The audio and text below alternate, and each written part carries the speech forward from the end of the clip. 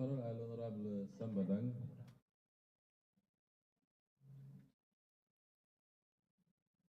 L'honorable Rohingya Ndiaye se prépare.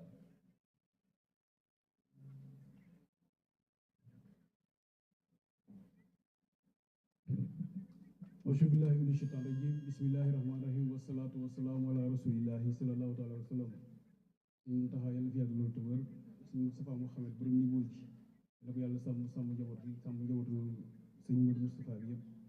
Monsieur le Président, Enya Binjé nous safol nga j'étais à la 44e ou 45e personne avant de parler. Monsieur Timbo. Et ça, je vous interpelle parce que je fais partie des derniers orateurs.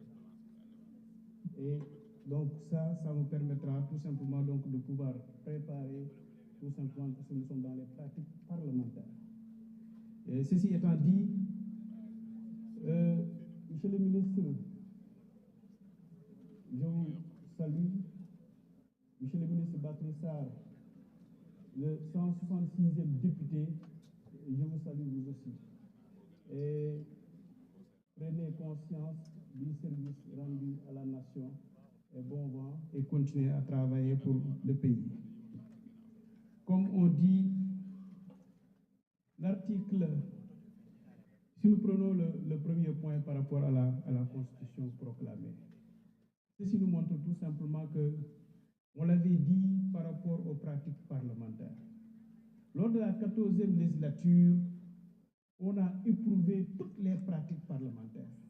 C'est ça qui nous a permis d'avoir un deuxième règlement intérieur parce que la langue, elle est vivante. Si vous la parlez, elle vit. Si vous ne la parlez pas, elle devient morte. Les lois aussi sont vivantes. Vous les pratiquez, elles vivent. Vous ne les pratiquez pas, elles deviennent mortes. Lorsqu'on n'a pas pratiqué le règlement intérieur de l'Assemblée nationale, ici, à la 14e législature, à la 13e, à la 12e et les législatures passées, on a pratiqué toutes les pratiques parlementaires à la 14e législature. Ceci nous a valu d'avoir un deuxième règlement intérieur pour pouvoir aujourd'hui faire, donc, épuiser toutes les pratiques parlementaires. Ceci m'amène à dire quoi?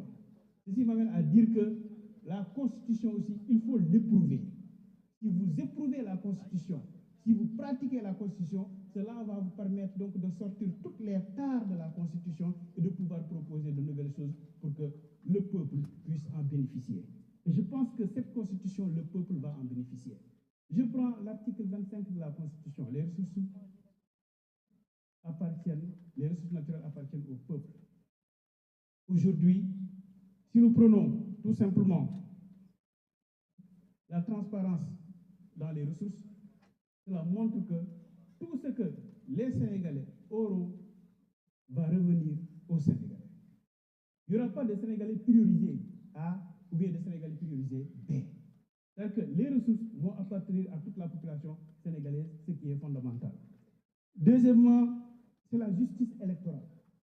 Parce qu'aujourd'hui, disons-le, nous avons un sérieux problème par rapport à la justice électorale et à ce moment-là, nous devons intervenir par rapport à cette justice électorale parce que c'est ça qui va permettre la respiration de la démocratie sénégalaise. L'autre chose, c'est l'article 38. Moi, si je pouvais même proposer, je l'ai dit et je le redis, et ça c'est ma pensée, moi je suis sur l'une des lignes conductrices d'un mandat non renouvelable de 10 ans même. Ça, je l'ai pensé depuis presque 25 ans parce que c'est ça ma pensée. Si quelqu'un a un mandat dans nos pays sous-développés de 10 ans pour un seul mandat non renouvelable, il est toutes les tares de la Constitution et de pouvoir proposer de nouvelles choses pour que le peuple puisse en bénéficier. Et je pense que cette Constitution, le peuple va en bénéficier. Je prends l'article 25 de la Constitution. Les ressources naturelles appartiennent au peuple. Aujourd'hui, si nous prenons tout simplement la transparence dans les ressources, cela montre que tout ce que les Sénégalais auront va revenir aux Sénégalais. Il n'y aura pas de Sénégalais priorisés A ou bien de Sénégalais priorisés B. C'est-à-dire que les ressources vont appartenir à toute la population sénégalaise, ce qui est fondamental. Deuxièmement, c'est la justice électorale. Parce qu'aujourd'hui, disons-le, nous avons un sérieux problème par rapport à la justice électorale et à ce moment-là, nous devons intervenir par rapport à cette justice électorale parce que c'est ça qui va permettre la respiration de la démocratie sénégalaise. L'autre chose, c'est l'article 38. Moi, si je pouvais même proposer, je l'ai dit et je le redis, et ça c'est ma pensée, moi je suis sur l'une des lignes conductrices d'un mandat non renouvelable de 10 ans même. Ça, je l'ai pensé depuis presque 25 ans parce que c'est ça ma pensée logique. Si quelqu'un a un mandat dans nos pays sous-développés de 10 ans pour un seul mandat non renouvelable, il est obligé de travailler et de faire tout ce que le peuple voudrait. Mais malheureusement, nous avons l'intangibilité donc de la Constitution. On ne peut plus toucher cette Constitution. Mais c'est ça la réforme constitutionnelle, c'est ça la réforme donc que la Constitution peut avoir. Mais cet article-là va nous permettre tout simplement donc de pouvoir gérer cette Constitution-là. L'autre chose, c'est l'article 54 de la Constitution. Et cet article 54 peut nous permettre aussi tout simplement donc d'avoir plus donc de rectitude constitutionnelle, mais aussi plus de gestion donc des biens. L'article 67, alinéa 1, surtout l'article 67, c'est ça qui pose le problème majeur aujourd'hui dans tous les pays africains. Et aujourd'hui, nous, au Sénégal, au moins, le vote de cette constitution, de cette révision constitutionnelle va nous permettre de sortir de cela. Donc, moi, je pense profondément, chers collègues, qu'en révisant, en faisant cette révision constitutionnelle, nous allons aujourd'hui jeter un pavé dans la démocratie, avoir une nouvelle démocratie vivante pour le Sénégal. Je vous remercie.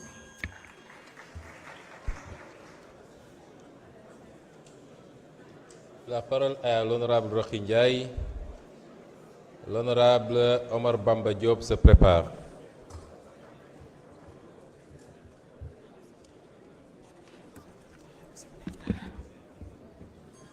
Monsieur le Président de l'Assemblée nationale, Monsieur les ministres.